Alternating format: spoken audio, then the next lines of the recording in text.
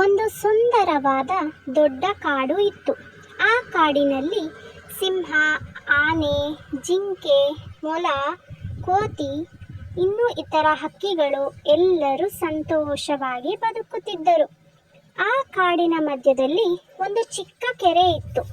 ಅಲ್ಲೇ ಒಂದು ಚಿಕ್ಕ ಹಕ್ಕಿ ತನ್ನ ಕುಟುಂಬದ ಜೊತೆ ಗೂಡು ಕಟ್ಟಿಕೊಂಡು ವಾಸ ಮಾಡುತ್ತಿತ್ತು. ಆ ಹಕ್ಕಿಯ ಹೆಸರೇ ಚಿನ್ನಿ. ಅದು ಒಂದು ಒಳ್ಳೆಯ ಹೃದಯದ ಹಕ್ಕಿ ಆಗಿತ್ತು. ಅದು ಯಾವ ಪ್ರಾಣಿಗೂ ಕೂಡ ಸಮಸ್ಯೆ ಬಂದರೂ ಸಹಾಯ ಮಾಡುವಂಥದ್ದಾಗಿತ್ತು.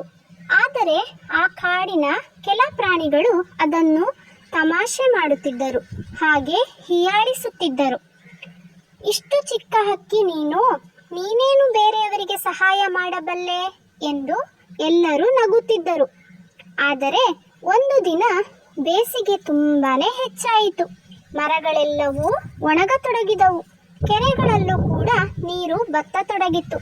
ಆಗ ಚಿನ್ನಿಗೆ ಭಯ ಶುರುವಾಯಿತು. ಈ ಬಾರಿ ಏನೋ ಅಪಾಯವಾಗುತ್ತಿದೆ ಎಂದು ಅದು ಯೋಚಿಸತೊಡಗಿತು. ಆ ದಿನ ರಾತ್ರಿನೇ ಭಾರಿ ಗಾಳಿ ಬೀಸತೊಡಗಿತು. ಒಂದು ಒಣಮರ ಪರಸ್ಪರ ಹೊಡೆದುಕೊಂಡು ಚಿಕ್ಕ ಕಿಡಿ ಉಂಟಾಯಿತು. ಸ್ವಲ್ಪ ಸಮಯದಲ್ಲೇ ಕಾಡಿನ ಒಂದು ಭಾಗಕ್ಕೆ ಬೆಂಕಿ ಹತ್ತಿತು. ಆ ಬೆಂಕಿ ಎಂದು ಪ್ರಾಣಿಗಳು ಕಿರುಚತೊಡಗಿದವು. ಎಲ್ಲರೂ ತಮ್ಮ ಪ್ರಾಣ ಉಳಿಸಿಕೊಳ್ಳಲು ಓಡತೊಡಗಿದರು.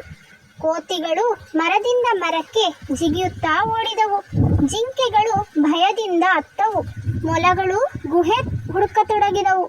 ಆದರೆ ಚಿನ್ನಿ ಮಾತ್ರ ಅಲ್ಲೇ ನಿಂತಿತ್ತು. ಅದು ಕೆರೆಗೆ ಹಾರಿ ತನ್ನ ಚಿಕ್ಕ ಕೊಕ್ಕಿನಿಂದಲೇ ನೀರು ತೆಗೆದುಕೊಂಡು ಬಂದು ಬೆಂಕಿಯ ಮೇಲೆ ಹಾಕತೊಡಗಿತ್ತು. ಮತ್ತೆ ಹೋಯಿತು, ಮತ್ತೆ ನೀರು ತಂದಿತ್ತು, ಮತ್ತೆ ಹಾಕಿತು. ಅದನ್ನು ನೋಡಿ ಆನೆ ಜೋರಾಗಿ ನಗಾಡತೊಡಗಿತು. ನಿನ್ನಷ್ಟು ಚಿಕ್ಕ ಹಕ್ಕಿಯಿಂದ ಆ ಬೆಂಕಿ ಆರುತ್ತದೆಯೇ ಎಂದು ಕೇಳಿತು.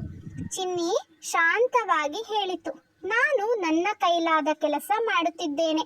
ಆ ಮಾತು ಆನೆಯ ಮನಸ್ಸಿಗೆ ತಟ್ಟಿತು. ಆನೆಗೂ ಕೂಡ ನಾಚಿಕೆ ಆಗತೊಡಗಿತು. ಅದು ಕೂಡ ಕೆರೆಯಿಂದ ನೀರು ತೆಗೆದುಕೊಂಡು ಬಂದು ಬೆಂಕಿಯ ಮೇಲೆ ಹಾಕಲು ಆರಂಭಿಸಿತು. ಅದನ್ನು ನೋಡಿ ಮತ್ತೊಂದು ಆನೆ ಕೂಡ ಸಹಾಯಕ್ಕೆ ಬಂದಿತು. ನಂತರ ಕೋತಿಗಳು ದೊಡ್ಡ ಎಲೆಗಳಲ್ಲಿ ನೀರು ತಂದು ಹಾಕತೊಡಗಿದವು. ಹೀಗೆ ನಿಧಾನವಾಗಿ ಎಲ್ಲ ಪ್ರಾಣಿಗಳು ಸೇರಿಕೊಂಡವು. ಇಡೀ ರಾತ್ರಿ ಎಲ್ಲರೂ ಶ್ರಮಪಟ್ಟರು.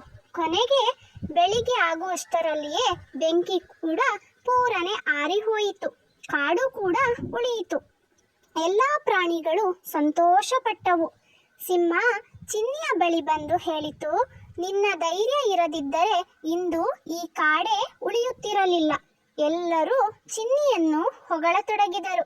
ಆ ದಿನದಿಂದ ಯಾರೂ ಚಿಕ್ಕವರನ್ನು ತಿರಸ್ಕರಿಸುತ್ತಿರಲಿಲ್ಲ. ಯಾಕೆಂದರೆ ಧೈರ್ಯ ಮತ್ತು ಒಳ್ಳೆಯ ಮನಸ್ಸು ದೊಡ್ಡ ಶಕ್ತಿಗಿಂತ ಮಹತ್ವವಾದದ್ದು. ಒಂದು ಚಿಕ್ಕ ಸಹಾಯವು ದೊಡ್ಡ ಬದಲಾವಣೆ ಕೂಡ ತರಬಹುದು ಎಂಬುದು ಈ ಕಥೆಯ ನೀತಿ ಆಗಿದೆ.